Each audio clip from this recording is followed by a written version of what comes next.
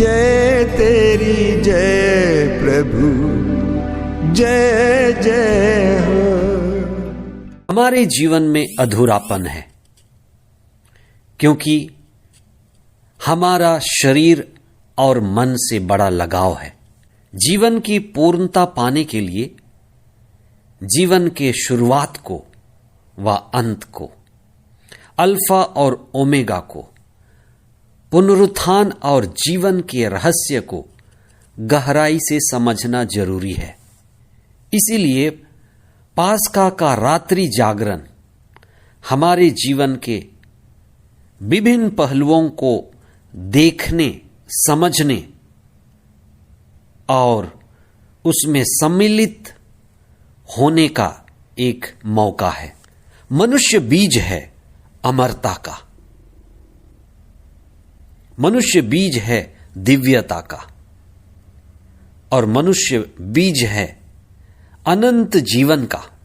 हमने जो जीवन देखा है, जाना है, हम जो जीवन देखते हैं, हो सकता है बहुतों के लिए ये ऊपरी है, बाहरी है और क्षणिक है। असली जीवन हमारे आत्मा में है, चेतना में है, बोध में है, जो जन्म और मृत्यु से जुड़ी हुई है। पास्का की रात हमारे लिए एक बड़ा रहस्य खोलती है कि हमारा ये जीवन शरीर के जन्म से शुरू नहीं होता, न ही शरीर की मृत्यु से समाप्त होता है, लेकिन हमारा जीवन जन्म और मृत्यु के आगे है। हमें अल्फा और ओमेगा से जुड़ना पड़ेगा। शरीर का जन्म और मृत्यु सत्य और हकीकत की बस एक झलक देता है। पास्का की रात्रि हमें हमारे असली प्रकृति, आत्मा की प्रकृति का झलक देता है। रात्रि जागरण का मिस्सा बड़ा सांकेतिक और गहरे प्रतीकों से भरा हुआ है। हम नए आग की आशीष करते हैं और पास्का मोमबत्ती की यात्रा के साथ ज्योति का गुणगान करते हैं।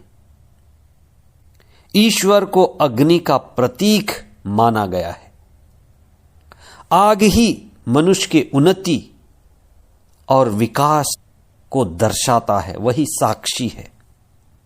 सबसे पहले आग ही मनुष्य का साथी या मित्र बना, जिससे मनुष्य का जीवन आसान हुआ, मनुष्य का जीवन सुगम और सुरक्षित हुआ। पुराने व्यवस्थान के तीनों पाठ हमारे प्राचीन पूर्वजों की यात्रा को दर्शाते हैं। हमारे पूर्वज खाना बदोश थे, जगह जगह घूमते थे, लेकिन ईश्वर उनके साथ था। ईश्वर विभिन्न मौकों पर हमारे मानव इतिहास में साथ रहे, साथ चले, इसलिए उनका नाम इम्मानुएल है। ईश्वर हमारे साथ है। ईश्वर ने मनुष्य को कभी नहीं छोड़ा। नूह का जहाज, कांसे का सांप, नबी योना को निगलने वाली बड़ी मछली, मिस्र देश में खाया गया पास्का का मेमना, जिसका रक्त हमारी मुक्ति का स्रोत बन गया। इसी तरह से कितने ही माध्यम हैं। ये सभी माध्यम हैं। बिना माध्यम के हम ईश्वर को और उसकी मुक्ति का अनुभव नहीं कर सकते। और इनमें सबसे महत्वपूर्ण माध्यम है ईसा स्वयं, जो हमारे लिए जीवन के स्रोत बन गए, मुक्ति के स्रोत बन गए। आज के सुसमाचार में खाली कब्र का जिक्र है।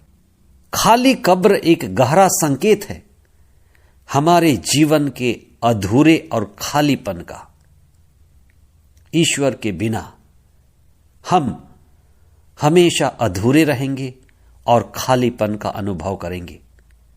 हमारा शरीर सीधे गति कर रहा है कब्र की ओर, और हमारा मन भी विचलित होता है, विकृत है। हमारा शरीर और मन की प्रवृत्ति और मनुष्य प्रकृति खाली कब्र की तरह है। इस धरती पर कोई व्यक्ति संतुष्ट मालूम नहीं पड़ता, खाली का खाली रहता है। इसीलिए आत्मा और सत्य की पहचान जरूरी है।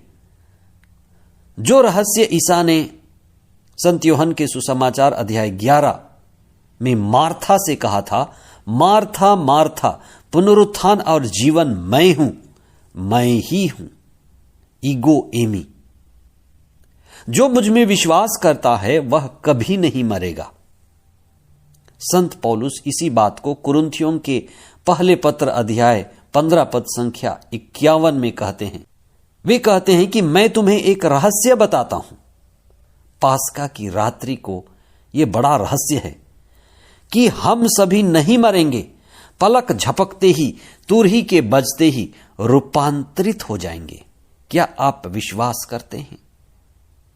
इसीलिए पास्का की रात्रि को हम अपने विश्वास का नवीनीकरण करते हैं कि इस जीवन के आगे भी जीवन है, कि हम नहीं मरेंगे। पास्का जागरण हमारे जीवन की अमरता को पाने का एक विशेष अवसर है। आप इसमें विश्वास के साथ भाग लें। प्रभु यीशु का जी उठना ईश्वर में हमारे अनंत जीवन को पाने का एक संकेत।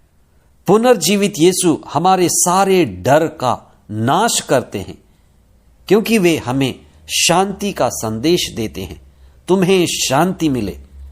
और वे कहते हैं कि मैं सदा तुम्हारे साथ हूं, तुम कभी ना डरना।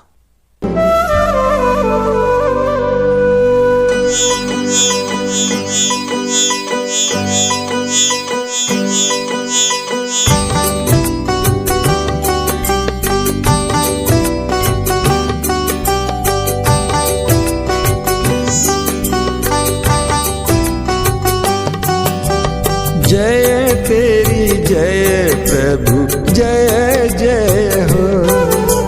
सांझ सबेरे